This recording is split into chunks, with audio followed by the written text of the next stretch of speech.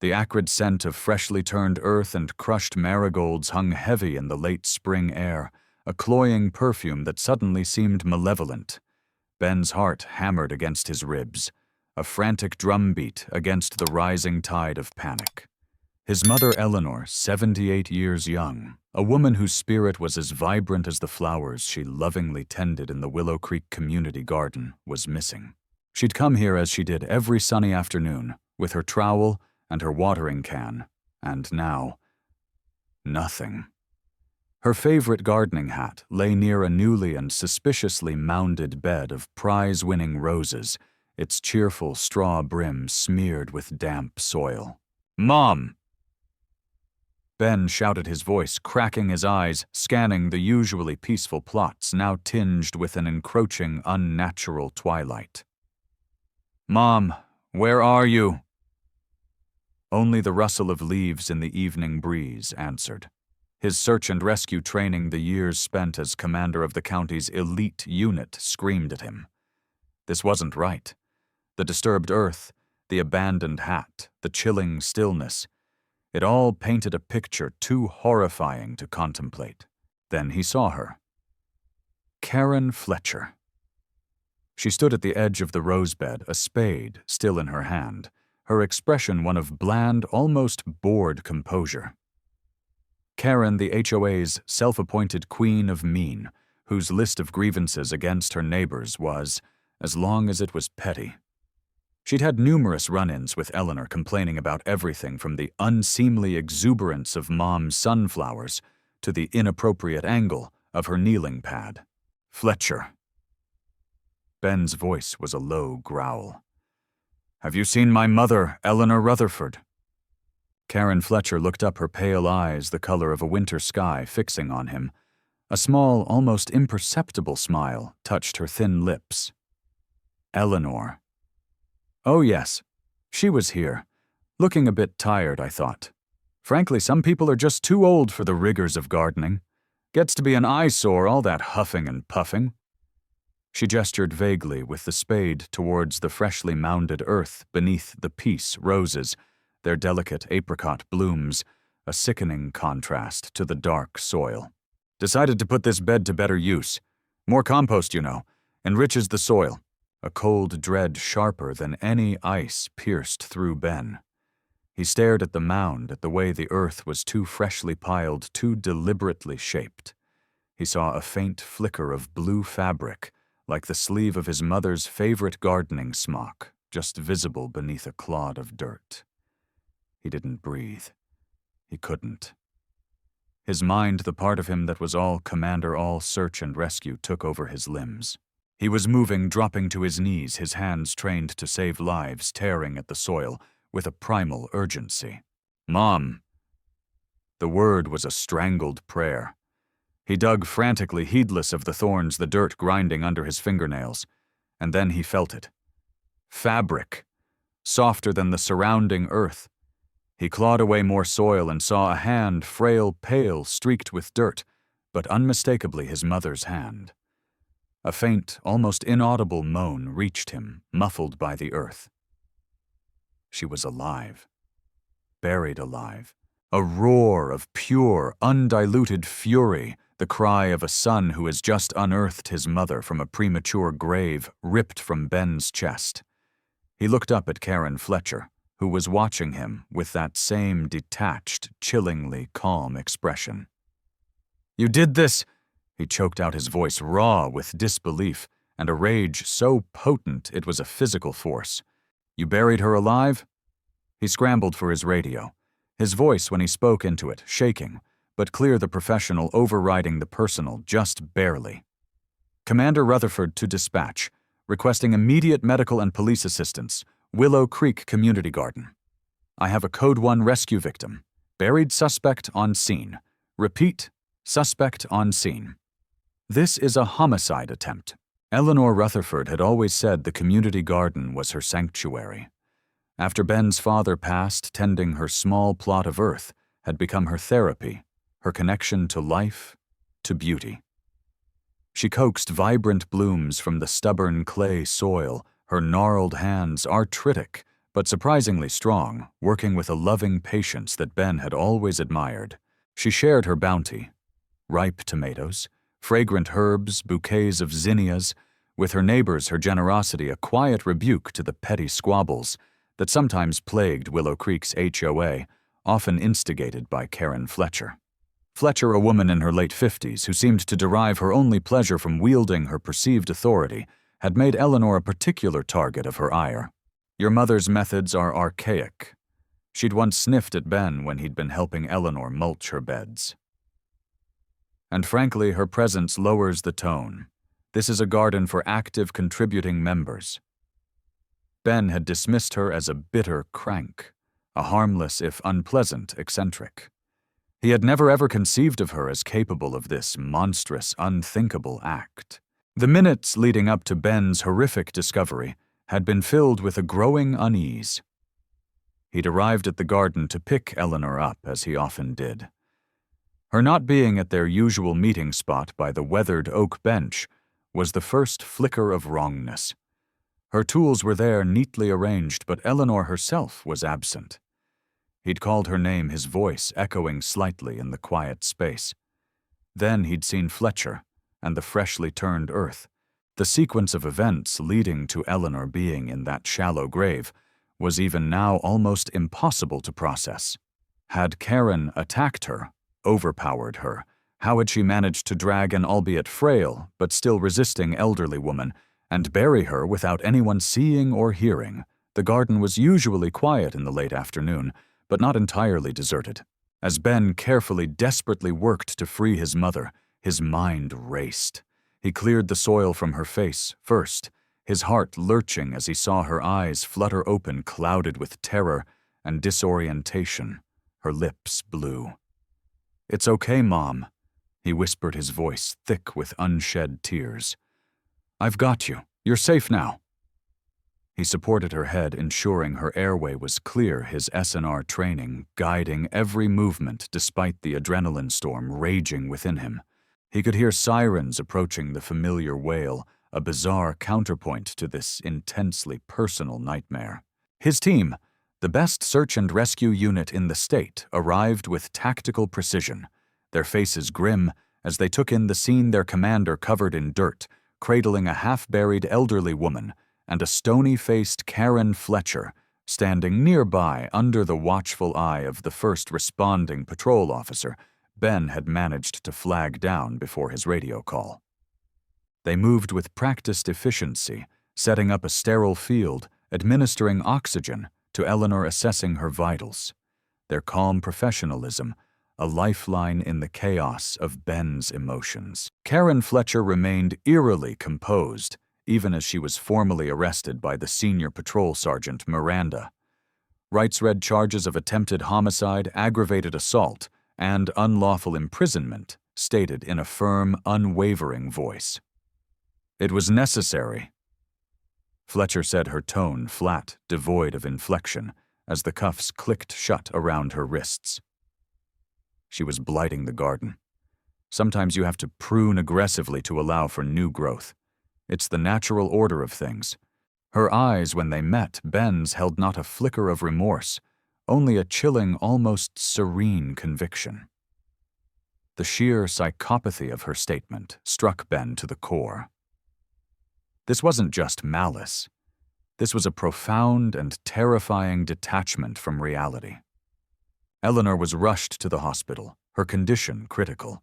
Hypothermia from the cold earth, partial asphyxiation contusions, and the profound shock of her ordeal had taken a severe toll. Ben rode with her in the ambulance, holding her dirt-caked hand, whispering reassurances while his second-in-command, Captain Eva Rostova, a woman he trusted implicitly, took charge of securing the crime scene at the garden and liaising with the homicide detectives who were already en route. The Willow Creek Community Garden, Eleanor's sanctuary, was now a major crime scene, cordoned off with yellow tape, its vibrant flowers standing as silent, horrified witnesses. The days that followed were a blur of hospital vigils, police interviews, and a gnawing, helpless rage. Eleanor fought for her life in the ICU, drifting in and out of consciousness, Her body battered her spirit, understandably terrified. Ben rarely left her side, sleeping fitfully in a chair by her bed, the image of her pale face, half buried in the earth, seared into his memory. His wife Clara was a rock managing their home, their 2 teenage children who were devastated by what had happened to their beloved grandmother, and providing a steady, loving presence for Ben.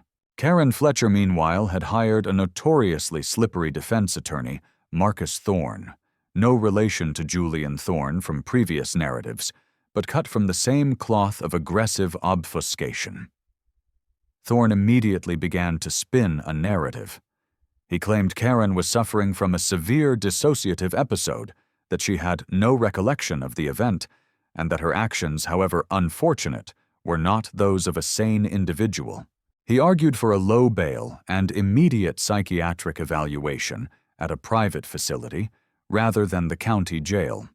The district attorney, a no-nonsense woman named Alicia Harding, fought back hard, presenting Fletcher's chillingly lucid statements at the scene as evidence of her awareness and intent. This was not a random act of madness, Harding argued. This was a calculated, cold-blooded attempt to murder a vulnerable elderly woman.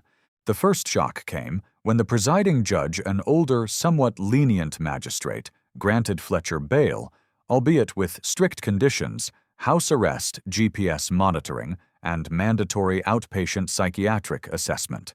The reasoning given was Fletcher's lack of a prior criminal record, and her advanced age. She was 59, which Ben found bitterly ironic, given her comments about his mother being too old.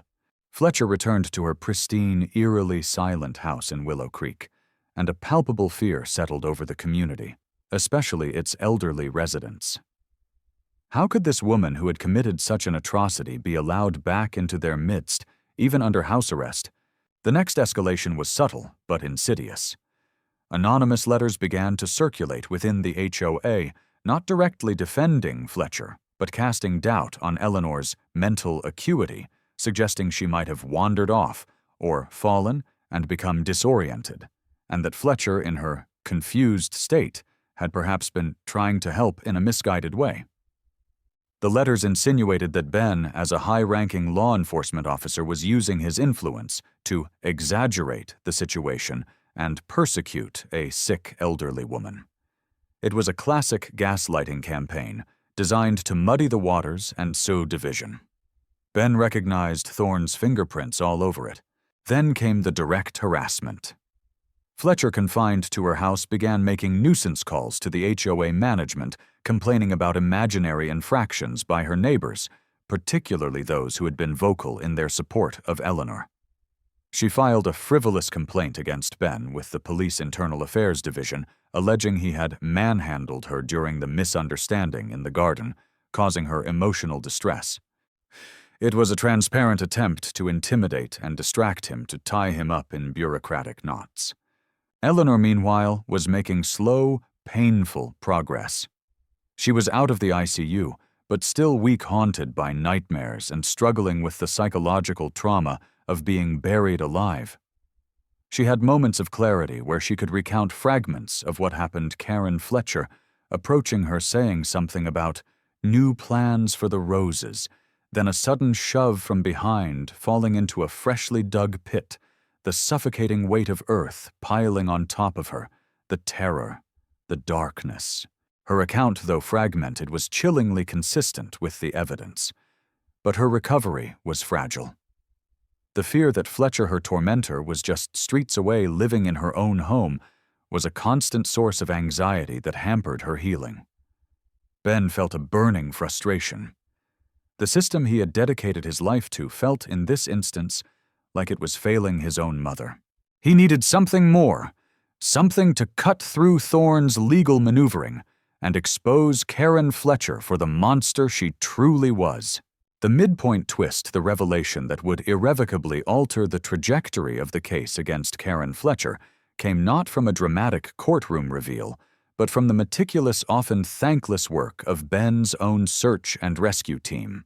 While the criminal investigation was being handled by detectives, Ben had, in his official capacity, once the garden was released, as a crime scene authorized a full SNR grid search and documentation of the area ostensibly for training purposes and to ensure no other disturbances had occurred.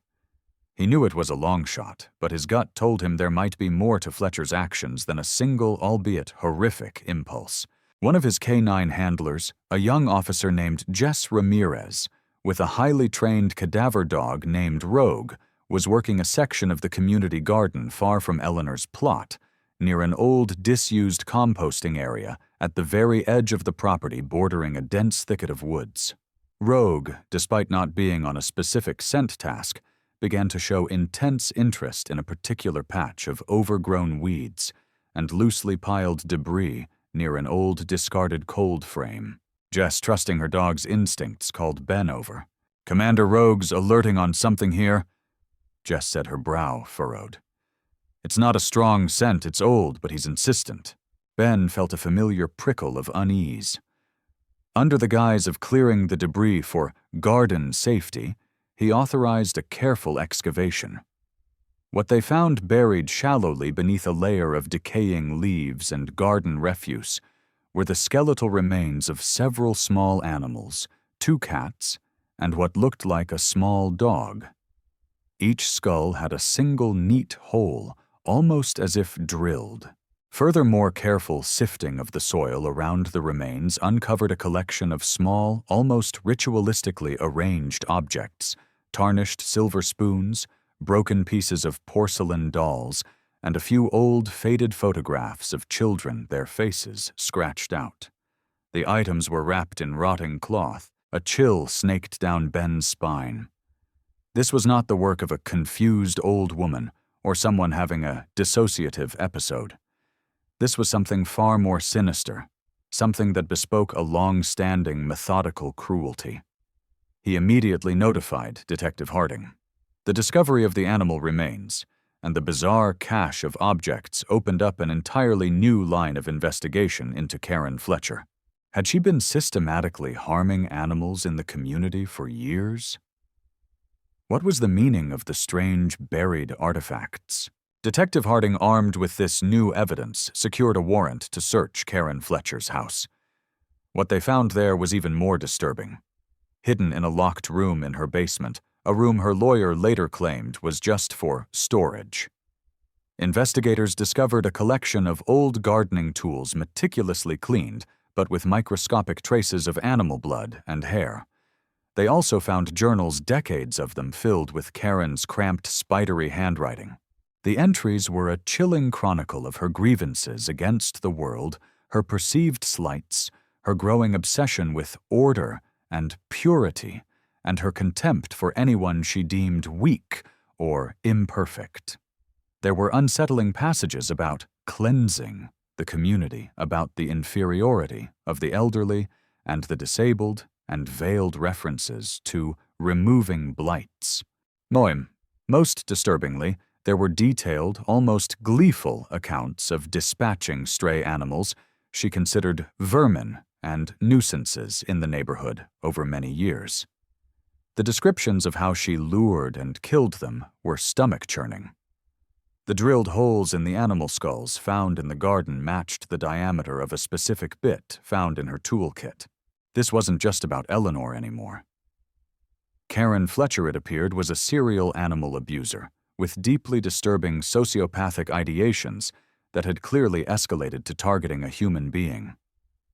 The defense's narrative of a one-off dissociative episode was now in tatters.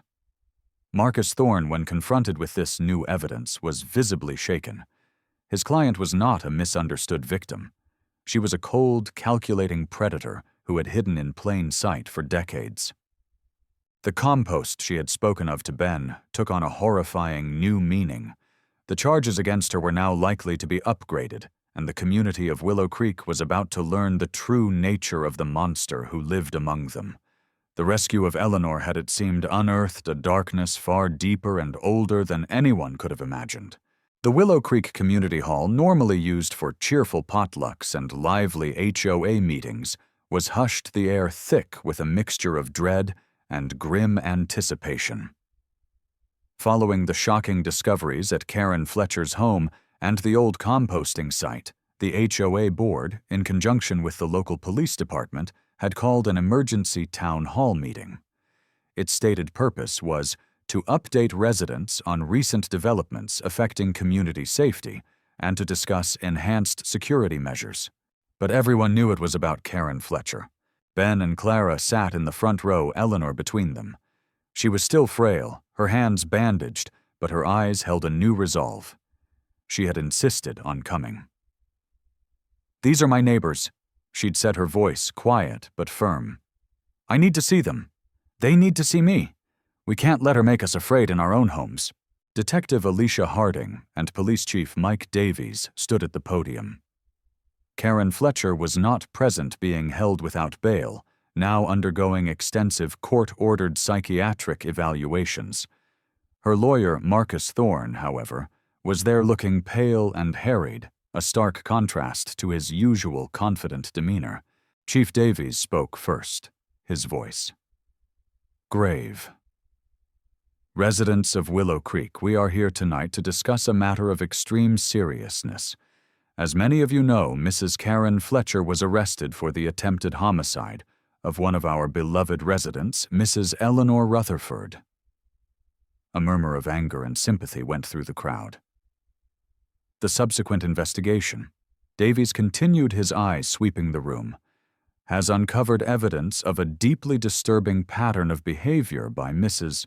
Fletcher stretching back many years that goes far beyond the horrific attack on Mrs. Rutherford. Detective Harding then took over her presentation, calm, factual, but utterly devastating. She outlined the discovery of the animal remains, the bizarre artifacts, the contents of Fletcher's journals, the tools in her basement. She didn't show graphic photos, but her descriptions of Fletcher's methodical cruelty to animals, her chillingly detached writings about cleansing and removing blights, painted a portrait of a sociopath who had been operating undetected for decades. Gasps of horror and disbelief rippled through the hall. Several elderly residents looked visibly shaken, some clutching their chests. People exchanged horrified glances. Had their missing pets over the years been victims of this woman? Harding explained that based on this new evidence, the district attorney's office was now considering additional charges against Fletcher, including multiple counts of felony animal cruelty, and were exploring if her actions constituted a pattern of behavior that could be linked to any other unsolved disappearances or incidents in the region, though she stressed that was purely speculative at this stage. When Harding finished, an unnerving silence filled the room. Then a woman in the back stood up, her voice trembling. "My cat Mittens. She disappeared 3 years ago. We thought a coyote. But Karen Fletcher, she always hated Mittens. She said she was digging in her flower beds." Another man rose. "Our dog Buster. He vanished last summer. Fletcher complained he barked too much." One by one, other residents shared stories of missing pets, of unsettling encounters with Karen Fletcher, of her strange pronouncements about order and cleanliness, her cold, watchful eyes. A tapestry of fear and suspicion woven over years was now being brought into the stark light of day. The Karen Fletcher they thought they knew, a petty tyrant, an annoying busybody, was a carefully constructed facade, hiding a monstrous reality. Marcus Thorne, Fletcher's lawyer, attempted to speak to offer some defense or mitigation, but he was met with a wave of angry shouts and booing. "This is a travesty," he yelled over the din. "My client is being tried in the court of public opinion based on circumstantial evidence and wild speculation." Chief Davies banged his gavel for order. "Mr. Thorne, you will have your opportunity to defend your client in a court of law. This meeting is for the community." He then opened the floor for questions, which were mostly about how Fletcher could have hidden her activities for so long, and what could be done to ensure such a thing never happened again. The climax of the evening, however, came not from an official, but from Eleanor Rutherford herself.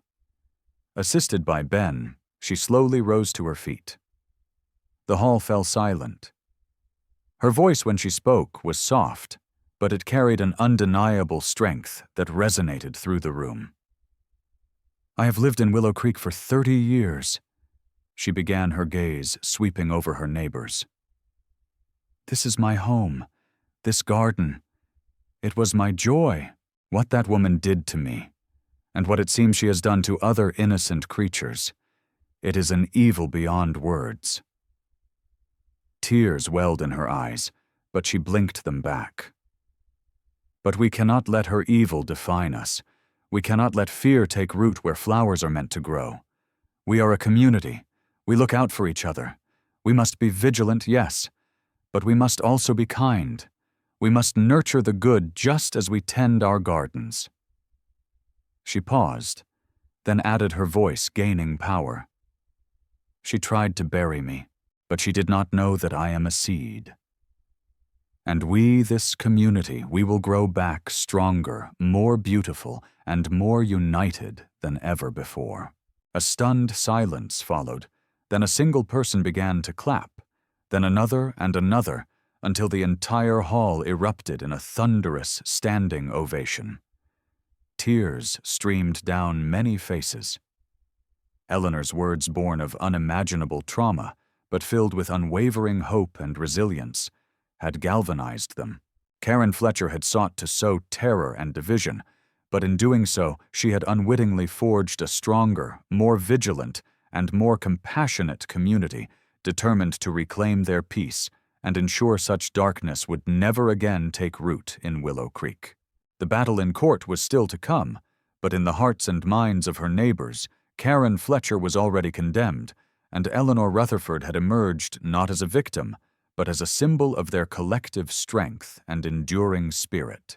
The trial of Karen Fletcher was one of the most closely watched and emotionally charged events in the county's recent history. The courtroom was packed daily, a somber testament to the community's need for justice and closure. DA Alicia Harding meticulously laid out the prosecution's case, starting with the harrowing attempted murder of Eleanor Rutherford. Ben's testimony as both rescuing S&R commander and devastated son was deeply compelling. He recounted finding his mother her shallow grave, her faint breaths, and Karen Fletcher's chilling, indifferent pronouncements. Eleanor herself, though still recovering, took the stand, her quiet dignity and clear, unwavering account of the attack leaving a profound impact on the jury. The evidence of Fletcher's long history of animal cruelty, supported by the grim discoveries in her basement and the old composting site, along with excerpts from her disturbing journals, painted a portrait of a woman with a profound lack of empathy and a methodical, sadistic nature. Veterinarians and animal behaviorists testified to the deliberate nature of the injuries found on the animal remains. Neighbors, one after another, recounted their stories of missing pets and Fletcher's unsettling behavior over the years. Marcus Thorne, Fletcher's attorney, fought an uphill battle. His attempts to portray Fletcher as mentally incompetent were systematically dismantled by the testimony of the court-appointed psychiatric panel, who unanimously declared her competent to stand trial and fully aware of her actions, diagnosing her with severe antisocial personality disorder and malignant narcissism. Thorne tried to discredit witnesses to sow doubt, but the sheer weight of the evidence and the consistency of the testimonies were overwhelming. His client, Karen Fletcher, often sat stone-faced, her expression unreadable, though occasionally a flicker of contempt would cross her features as former neighbors testified against her. The most damning moment for the defense came when excerpts from Fletcher's journals were read aloud in court. Her detailed, almost gleeful descriptions of cleansing the neighborhood of nuisances, her contempt for the elderly, her justification for her cruelty. It was the voice of a predator, not a confused old woman. The jury listened, their faces masks of revulsion. After a 3-week trial, the jury returned its verdict in just under 6 hours. Guilty. Guilty of attempted first-degree homicide. Guilty of aggravated assault. Guilty of unlawful imprisonment. Guilty on multiple counts of felony animal cruelty. A wave of audible relief swept through the courtroom. Eleanor, holding Ben's hand tightly, closed her eyes and let out a shuddering breath. At the sentencing hearing a month later, Judge Isabella Chen, delivered a blistering condemnation of Karen Fletcher's actions. "Mrs. Fletcher," Judge Chen began, her voice cold and measured, "your crimes are not merely violations of the law, they are violations of fundamental human decency. You preyed upon the vulnerable, both human and animal, with a cold, calculated cruelty that is frankly beyond the comprehension of most civilized people. You turned a place of community and beauty, a garden, into a place of terror and a near grave. Your lack of remorse, your profound egocentricity, and your demonstrated capacity for extreme violence make you an undeniable and ongoing threat to society." Karen Fletcher was sentenced to life in prison without the possibility of parole for the attempted homicide of Eleanor Rutherford, plus consecutive sentences for the other charges, ensuring she would spend the rest of her natural life behind bars. As she was led away, finally stripped of her veneer of composure, her face contorted in a silent snarl of impotent rage, a chapter of profound darkness in Willow Creek finally closed. The aftermath of Karen Fletcher's conviction was one of slow, deliberate healing for the community. The community garden, after extensive discussions and a heartfelt ceremony, was renamed Eleanor's Garden of Resilience. Residents led by Eleanor herself, who slowly regained her strength and her love for gardening, worked together to replant and rejuvenate the space. It became a symbol not of what had been lost, but of what could be reclaimed through courage, unity, and an unwavering commitment to kindness. They installed new lighting, a neighborhood watch program focused on the garden, and a buddy system for elderly or vulnerable gardeners.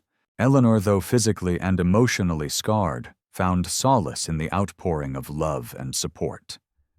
She became an unlikely local hero, her quiet strength inspiring everyone she met. She even started a small initiative to help rehome shelter animals, her way of honoring the pets whose lives Fletcher had stolen.